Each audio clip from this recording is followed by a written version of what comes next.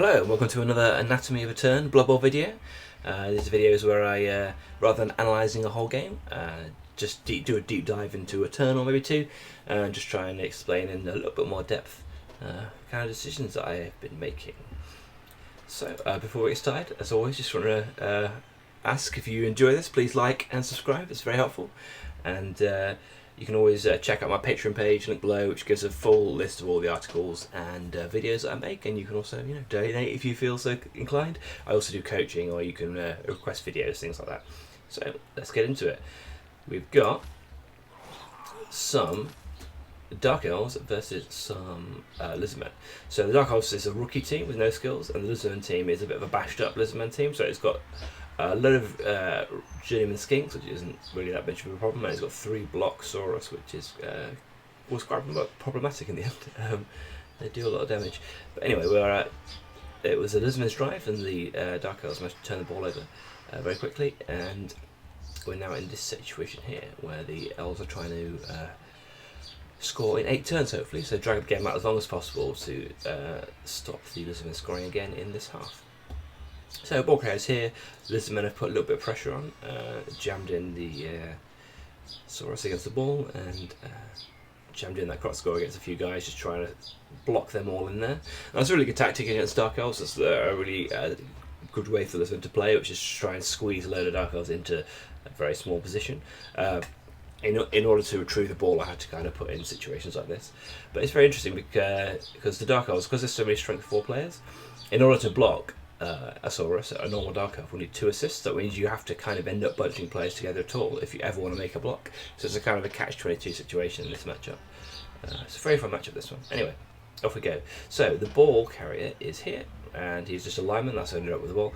And we're going to decide to cage up here, but we're also going to, if things work out, try and put a screen up here as well, and we'll show what goes on later in that turn over here.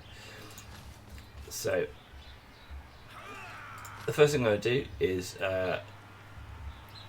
everybody's going to have to roll dice roll from this point, and the first thing I'm going to do is try and dodge through the ball carrier here whilst the reroll is still in turn.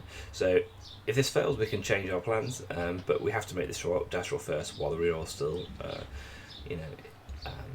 valuable. I mean, you might think to blitz the skink with a blitzer first, but if I double score that, then I'm in real trouble. So I need to do this little bit first, just to see where we are for the turn. Luckily I made that 2+, and so I can continue to the little move over here, make a little cage. You might wonder why I'm not sending out this Witch Elf. It's because I've actually decided I'm going to try and surf one of these skinks. She's got jump up, so you can reach there quite easily. So we're going to do that later, so that's why she's not currently standing up. Normally you'd want to stand up prone players at the start of the turn, put them in a place where that's part of a cage corner or something, so you're not wasting the player. But in this case, I have a plan, so we'll continue. So now we've managed to move the ball carrier, then we can move further players. Another little thing, I could have moved that player first, that's a 0 risk action, but I didn't because I wanted to cover for the failure. So it costs nothing to move him either first or second, but by moving second, I leave him there in case I double on that dodge, and that's a better place for him to be, should I double on the dodge. I haven't, so then I can move into the position where he's going to be, which is part of the cage. Again, he was left here for the same reason. Just moving there, no go for it's involved. So in order to surf this guy, I'm worried about I need to get 2 pushes, which means I'm going to have to end up here, which will be an assist for the skink I'm hitting from the skink at the back, which I can't mark out. So the blitz is going here to give me an assist on my end, so it's still 2 dice for both of the blocks. The plan is the Witch Elf can reach this square here when she's finished, which means I've still got a full cage, so there's no worries about leaving little gaps in there. I'm not doing this, I only did this now once I'd got the ball into a relatively safe position. Taking on these 4 dice with a non-block player is a slightly risky thing to do. It's high risk, high reward. Well, no, it's low to medium risk, high reward. But in this case, low to medium risk is a bit too much when the ball was exposed, but now the ball's safe, we can take that on and take the high reward of surfing a player. As we say, move this guy back here, or the girl back here, and then we've got a little cage here. So, for this point on, we're going to try and develop a screen as well. And this is the point where, if I fail any dice rolls, I'm not going to use a team reroll. It's just icing on the cake. it's just these are the kind of turns that with Dark Elves, if they work, you're in a really good position.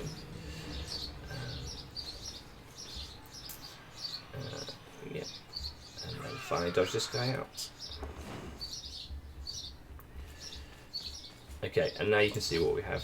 I mean by screen here with this little line of 3 Dark Elf players that are actually involved with the cage. So when you're playing a bash team, you probably want to have everybody all together so that when the opponent comes into contact, you've got lots of assists and lots of people to block people away. But that's not how elves play. They play a much more spread game, and the point of this screen here, it's screening off this side of the pitch from the Lizardmen. So the Lizardmen have committed into this area to try and pressure the ball where it was last turn, and they've put a line of skinks up here to stop me making progress, which is great. And now I've given them a decision to make. So either they can blitz part of the screen in order to get all their players back more in a central position in order to play the rest of the drive out and try and get some pressure on later turns, or they can blitz the ball carrier and try and put the crux score next to it, which is obviously, you know, a very standard good play to do. You know, get that prehensile tail next to the ball. I've kept that in mind, so that's why there's these 2 linemen here next to the ball carrier. So even if one of them goes away, I've got a potential handoff action. Yeah, so this is a really bad decision, a big decision for the, or big and a bad decision for the Lizardmen to make. If they just decide to come into the cage, that's leaving me controlling this whole area of the pitch here with this screen, where I can move my players through it, but they can't move their players through either. So let's move on, and we'll just go through the next couple of turns just to see how this pans out. Obviously with the screen, leaving a 2 gap is that's the biggest gap you can leave, whilst also having putting tackles on to make dodges. If you leave a gap of 3, obviously you can just walk all the way through, and you leave 2 rather than 1 because if you go a gap of 2 apart, so these 2 for example, a player there will be able to mark both of those 2 players. And when you're playing a low strength elf team against a high strength team like Lizardmen, particularly with crux scores involved, you don't want them to be 2-on-1 marking you, because that means 2 dodges or one dice block to try and get rid of the guy. So anytime you can spread out like this, 2 squares apart is good.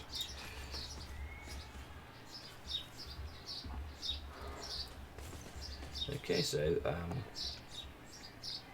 the Lizardmen coach decides to go in onto the ball rather than dealing with the screen, and that's fine.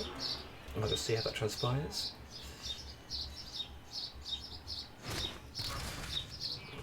He's got a KO, but that's fine. He's just going to move the crux score in next to the ball carrier and also against another guy, and as you can see, he's got a 2-for-1 mark on there with the crux score, which is, you know, that's a problem, which is why you want to spread out your elves.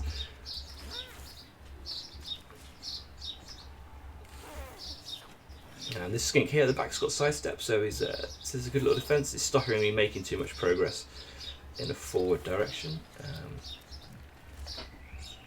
which is good. Okay, so it's my turn 3. But as you can see, I've now got this screen up, which means I can, if I can get the ball out, I can run through that screen, cage up over here, and then hopefully maintain the screen. Maybe not with these players, maybe with the other players that have moved over to take the place of those guys. But then we can put ourselves in a position where my cage is behind a screen, so my opponent can't even get these big guys into contact with the ball, and that's the perfect situation. That's the kind of thing you're trying to set up over 2 turns. So as you can see, I went for the handoff action, which I set up in the previous turn, allowed myself the option off, and now I'm just going to move over here with the ball, put myself in a little another little screen cage. Again, the reason why this isn't a standard X cage, as it wasn't in the previous turn, is again to stop the Lizardmen bunching me in. So the narrower or the tighter my cage, if it's in a small formation like in a 3x3 grid, it's much easier for the Lizardmen to squeeze in and like put a lot of pressure, force a lot of dodges. The more spread out your cage, the harder it is to squeeze you in, and the more options you have to dodge out next turn on a 2+ in some direction. the chances of the Lizardmen dodging into the cage on a 6+ with a Saurus is just negligible. You don't need to worry about that at this particular game where he's got no break tackle. So you can just play as if that's never going to be a problem. Against another elf team, you might not want to do this. You might want to cage a little bit tighter, but then they can't pressure you because they haven't got high strength players. So that's the kind of decision you have to make on a game by game basis. Okay, so I did the handoff first just to see that would work. Again, I didn't move anybody first in case I had the double one, because you want these players around here if I double one. Once I got the handoff, I moved the guy over, then I moved the cage screening thing over. And now, finally, I'm making the blitz here against this skink. So even though it would be, 1 in 36 double chance of failing, I'm still not going to do that until I've done the really important stuff. So this is just, this is a nice bonus, and hopefully I'll get skink down and maybe off, but it's not as important as keeping control of the ball. Luckily got that guy down. And now I'm just going to make my screen. So I'm going to make my screen as close to this set of 3 players. They're the big ones I'm trying to block off. This guy also, if I can, but he's a little bit further back, so he's more chance of getting around. But these 3 guys, if I can screen them off, particularly the cross score, he's a danger man, then that's perfect. So I'm moving them as close as possible to where these guys are, but without being in contact, and also without being in contact of a follow-up from a block. So I don't want this guy here, because one of these 2 guys can block that guy, follow up, and then be next to him, which means he's going to force me into a dodge roll next turn for free. If he wants to go and stand next to him and force a dodge roll, that's great, because he's activated a player to do it, but I don't want to give him a 2 for 1. So this block, follow up, tag, that would be a 2 for 1. One player is tagging 2 guys. I don't want that to happen, so that's why this guy's here. Again, these are all bonus actions. If we can make a screen, brilliant, but if we can't, rerolls are important, especially with no skill Dark Elf, so we probably just let it fall. Luckily I'm getting the dodges, which is why we can demonstrate this. Again, this guy's here. It's got a little 2 square gap, so no dodges and harder to tag, but it's also not going here or here, because that again allows the croc squad to follow up by blocking him and then tagging him, which you don't want to happen. And we're even lucky enough to get a 3+ dodge ratio away from prehensile tail, and we can complete our screen over here by tagging up this skink here, which is great. I mean, if you can tag up prone guys on the floor with elves, that's always a massive advantage. You're forcing them to do something, but then next turn, if they just stand up next turn, you can just 2+ dodge away. So it's always a great trade-off. As you can see, we've got a little cage hidden behind a screen here, and then all of the horrible big strength lizardmen far away from possible.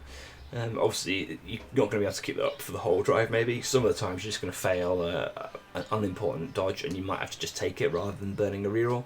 These screens are the kind of thing that, when you roll a perfect turn, it's what you're trying to aim for, but you have to judge the value of keeping a reroll as opposed to having a perfect turn. Okay, so that's it. I hope that was helpful, and hope you enjoyed the video. See you again next time.